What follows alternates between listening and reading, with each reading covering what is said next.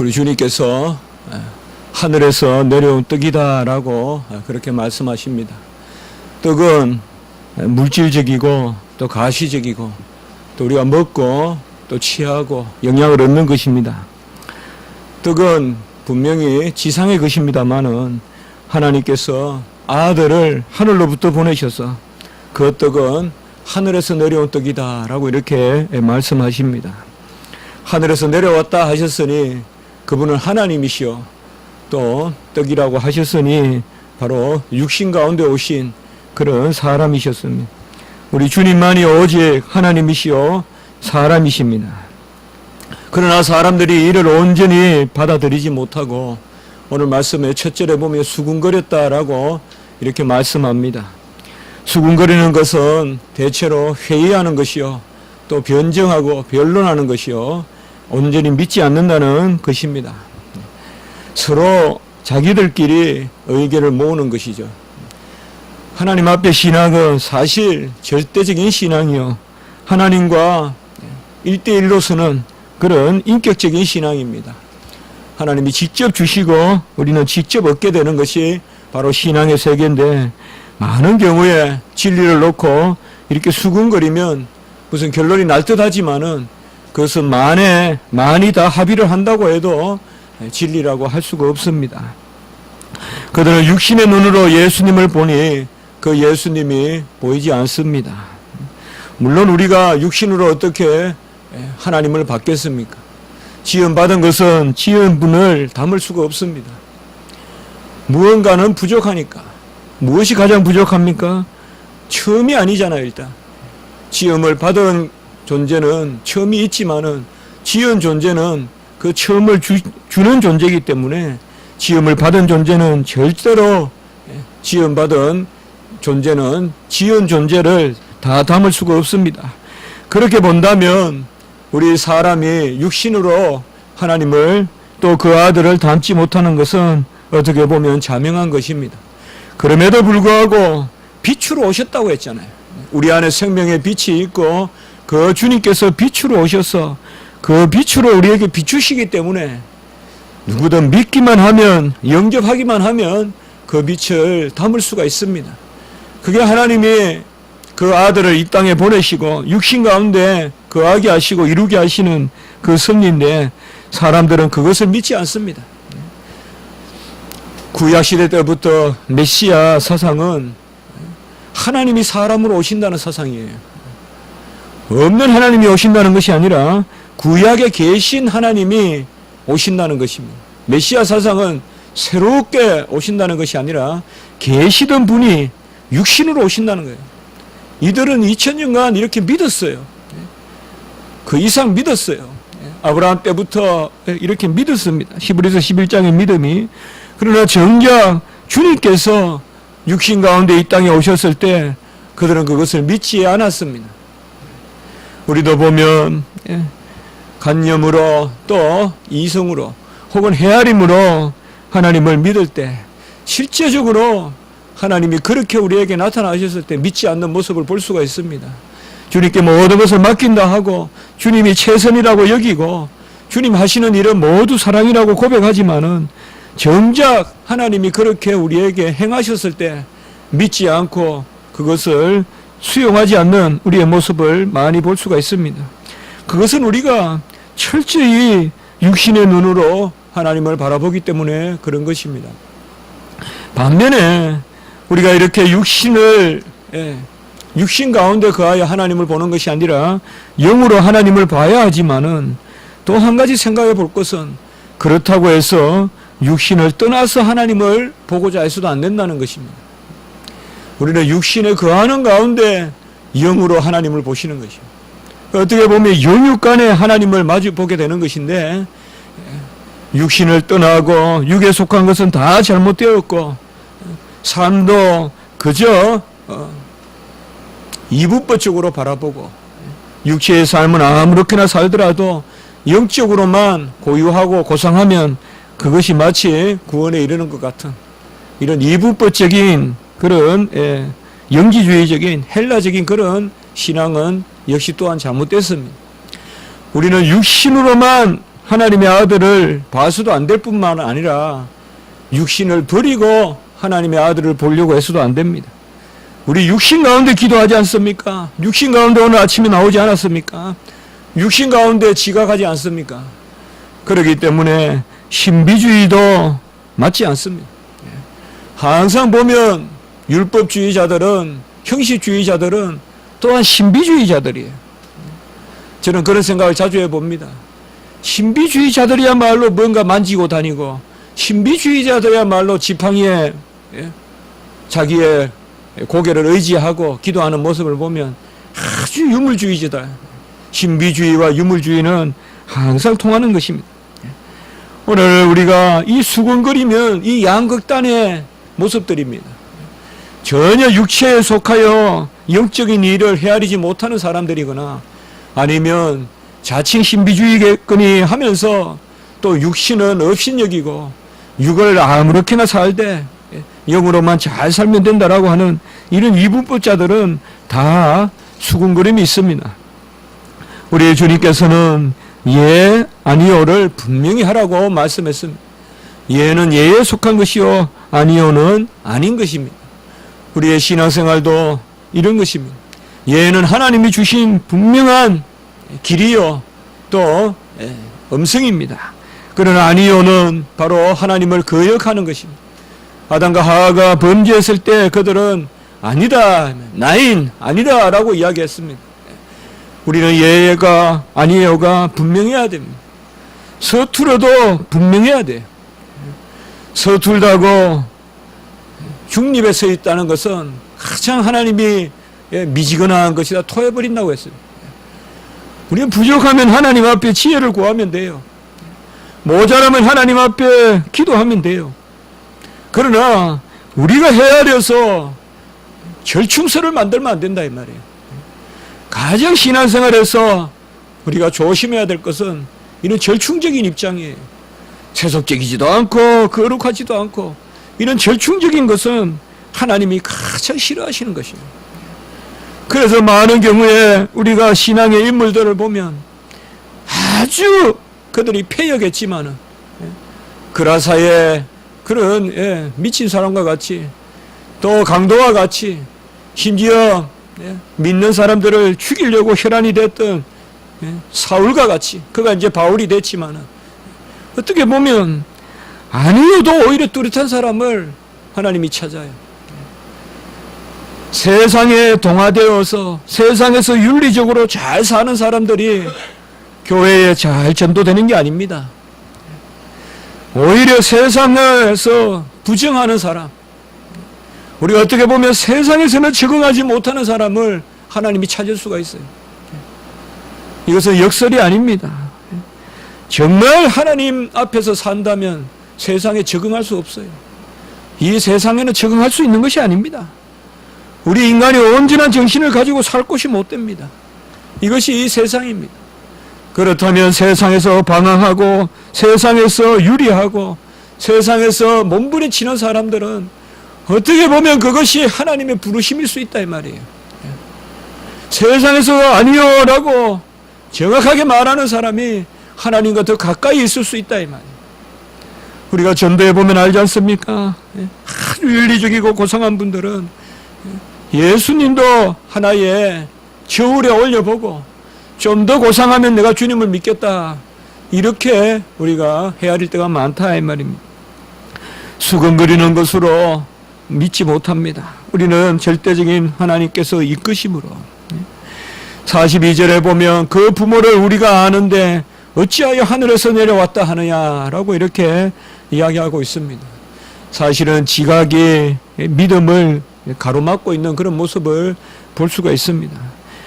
사실은 우리의 믿음은 날마다 느끼고 날마다 우리가 이 지각 가운데 부딪히는 그 가운데 믿음이 있는 것입니다. 사실은 믿음은 조금 지각보다 늦게 발동하는 것 같아도 결국 지각을 다스리는 것입니다. 그런데 오늘 얘기해 보면 유대인들은 그렇게 조상들의 이야기를 듣고 모세가 애국 궁정의 모든 보화보다 예수로 인한 능력을 더 즐거워했다라고 했는데 아브라함이 예수의 때를 바라봤다고 했는데 그들의 믿음의 조상들이 그렇게 예수에 대한 예언을 했어도 이들은 그들의 지각에 사로잡혀서 영적인 믿음을 하나님 앞에 가지지 못했습니다. 우리는 오직 이러한 수군거림을 버려야 됩니다. 43절에 보면 너희는 서로 수군거리지 말라라고 이렇게 이야기했습니다. 좋은 소식을 전하는 것은 얼마나 아름답습니까? 복된 소식으로 절망에 빠진 사람을 우리가 회심에 이르게 돕고 또 아름다운 그런 하나님의 소식을 나누는 것은 얼마나 아름답습니까? 그러나 이 수군거림은 아무 필요가 없다 이 말이에요. 아무 필요가 없습니다. 어제 저는 기도원에 갔다가 내려오면서 보니까 우리 목사님들 같은데 5분이 그 휴게실 앞에 앉았어. 기도원 휴게실 앞에 앉았어요. 얼마나 나를 세우면서 정치적으로 정치 이야기를 하면서 서로 그냥 그런 대립을 보이는지 슬쩍 지나가면서 봤습니다. 정말 이 기도원에 와서 왜 저런 막 다투고 말해요. 누가 대통령이 되면 어떻고 또 과연 그 사람이 얼마나 알겠어요. 근데 왜 그렇게 자기 주장을 하는 겁니까? 얼마나 그 사람에 대해서 압니까? 그 사람이 뭐 정치학 박사입니까? 왜 그렇게 정치에 관해서는 전부 왜 내가 답입니까? 물론 여론이 중요하고 개개의 의사가 중요하지만 우리 믿음은 이런 것으로 되지 않습니다. 절대 믿음은 내가 이긴다고 되는 게 아닙니다. 논리적으로 사람을 이긴다고 내가 믿게 되는 것이 아닙니다. 믿음은 하나님께 의지하고 바로 하나님의 이끄심에 의지하는 것입니다. 44절에 보십시오. 나를 보내신 아버지께서 이끌지 아니하시면, 여기에서 우리 주님은 정확하게 바로 하나님을 만나는 길을 제시하고 있습니다. 너희들이 육신의 눈으로는 하나님께 나아갈 수 없다. 하늘의 아버지가 이끌지 아니하면 아무도 내게로 올 수가 없다라고 이렇게 말씀합니다. 우리가 주님께 나아가는 길은 선택의 길이요 소명의 길입니다. 하나님이 선택하셔서 우리를 부르셔야만 나아가는 것이지 절대적으로 나의 타임테이블에 따라서 나아가는 것이 아니고 하나님의 시간표에 따라서 하나님이 부르실 때 그때 나아가는 것입니다. 10대에 부르시는 분도 있고 20대에 부르시는 분도 있고 30대, 40대, 70대에 부르시는 분도 있고 모태에서 하나님께서 조성하실 때 부르시는 분도 있습니다. 그러나 모두 다 한 데나리온이요. 늦게 왔든 빨리 왔든 하나님의 영생을 허락하시는데 그것은 선택이 그 한 데나리온의 값을 주시기 때문에 그렇습니다. 선택은 동일합니다. 누구에게나 동일해요. 늦게 믿었건 먼저 믿었건 다 못해서부터 하나님께서 선택하신 것이에요. 20대에 부르셔도 못해서 예레미야 같이 조성하신 것입니다. 30대에 부르셔도 못해서 예레미야 같이 조성하셔서 부르시는 것입니다. 왜요? 하나님의 놀라운 비밀의 경륜 가운데서 때가 참 경륜 가운데서 하나님이 부르시기 때문에 주님이 이끄시면 아무도 거역할 수가 없습니다. 주님이 부르시면 아무도 거역할 수 없어요. 환한 빛 가운데서 두 손 들고 찬송하면서 나갑니다. 세상의 것으로 나갈 수 없습니다. 세상의 윤리의 간을 쓴다고 해서 윤리의 1등이 된다고 해서 도덕적 삶의 1등이 되고 철학자가 된다고 해서 하나님께 나아갈 수 없습니다. 오직 그 사람이 배웠든 못 배웠든 나이가 어린 유자든 나이가 많은 노자든 다 하나님이 적당한 때에 부르시면 이끄시면 나아가는 것입니다. 우리의 믿음은 항상 이끄심에 맡기는 믿음입니다. 내가 무엇을 말한다고 해서 그것은 믿는 것이 아닙니다. 나는 하나님 앞에 나를 맡길 때 아들을 알고 아들을 찬양하고 아들과 동행하고 이제는 아들이 내 속에 살게 되는 사람, 누가 주님을 속으로 모시겠어요? 요한복음 14장 17절까지 그가 우리와 함께 우리 안에 계신다고 했는데 누가 주님을 우리 안에 영접할 수 있겠어요? 이 더러운 우리의 심령 가운데 어찌 주님을 모실 틈이 있겠어요? 그러나 하나님이 우리에게 오시면 다 길을 내시고 우리를 정결케 하시고 예수 그리스도를, 그의 영을, 보혜사 성령을 우리에게 부어주시는 것입니다. 보혜사를 부어주시면 그 영 가운데 우리가 주님을 영접하시고 마지막 날 다시 사는 부활의 도를 배우는 것입니다. 44절 오늘 마지막에 보시면 오는 그를 내가 마지막 날에 다시 살리리라. 주님이 재림하실 때 다시 부활하게 하시리라. 다 부활의 성도들은 주님께서 부르시고 이끄시는 그런 성도들인 것입니다. 우리는 하나님 앞에 맡기는 그런 신앙생활을 해야 됩니다. 하루도 온전하지 않습니다. 도덕적으로 나를 내세우지 마세요. 나의 어떤 살아왔던 습관으로 말하던 버릇을 버리십시오. 모든 것을 하나님 앞에 맡기고 지극히 연약한 곳에 나를 이치시키십시오. 내가 잘됐다 생각하면 고개를 돌리는 즉시 내 자신의 추함이 보일 것입니다. 우리는 생각하는 것조차 온전치 못합니다. 행하는 것은 말해서 못하겠습니다. 마음 쓰는 것도 제대로 된 게 하나도 없는데 어떻게 행위는 온전하겠습니까? 다 마음 있는 곳에 행위가 따르는데 그렇게 보면 아무도 우리는 하나님 앞에 나아갈 수 없습니다. 성령이 임하면 바로 그 영이 지혜의 영이요 진리의 영이기 때문에 우리를 가르치고 하나님께 이끄시는 것입니다. 오늘 45절에 보십시오. 그들이 다 하나님의 가르치심을 받으리라. 아버지께 듣고 배운 사람마다 내게 오느니라 라고 이렇게 말씀합니다. 우리가 어떻게 하나님의 학교에 입학합니까? 어떻게 우리의 교장 되신 아버지께 듣고 배웁니까? 성령이 역사하시면 그분이 우리를 가르치십니다. 모는 막대기와 지팡이가 양의 길을 인도하듯이 하나님께서 우리를 가르치시는 것입니다. 우리는 하나님께 배워야 돼요. 하나님을 교사로 모셔야 돼요. 예수님이 유일한 랍비예요. 주님이 우리를 가르치셔야 돼요. 다른 가르치면 다 헛됩니다. 다 이례적이고 다 정욕적이에요. 다 우리를 궁극적으로는 수렁에 이끌게 됩니다. 오직 하나님의 가르침만이 우리를 영원한 복락으로 인도하고 진정한 평화가 있고 기쁨이 있고 알 수 없는 신령한 것이 우리 안에 공급되는 것입니다. 오직 주님께 배운 자만이 아버지를 온전히 보는 것입니다. 46절에 보면 아무도 아버지를 본 자가 없습니다. 아들만이 아버지를 봤는데 이제 우리는 아버지를 봅니다. 도마와 같이 육신으로 보는 것이 아니라 영으로 아들을 통하여 우리는 아버지를 만나고 아버지를 보는 것입니다. 오늘 이 아침에 우리가 다시금 빛 되신 주님을 기억합시다. 빛으로 오신 주님, 광명으로 오신 주님, 새벽별과 같이 오신 주님, 우리의 모든 어두움을 물리치는 빛으로 오시는 주님을 인정합시다. 아무리 어두운 가운데 손전등을 걸고 헤매도 빛을 이길 수가 어두움을 이길 수가 없어요. 곧 넘어집니다. 우리 인간의 전등은 다 소모됩니다. 그러나 하나님의 주시는 빛은 영원한 빛이요 생명의 빛이요 바로 진리와 은혜의 빛이기 때문에 우리가 주님의 빛으로만 나아가면 모든 일이 주님 앞에 온전할 줄 믿습니다. 한번 기도드리겠습니다.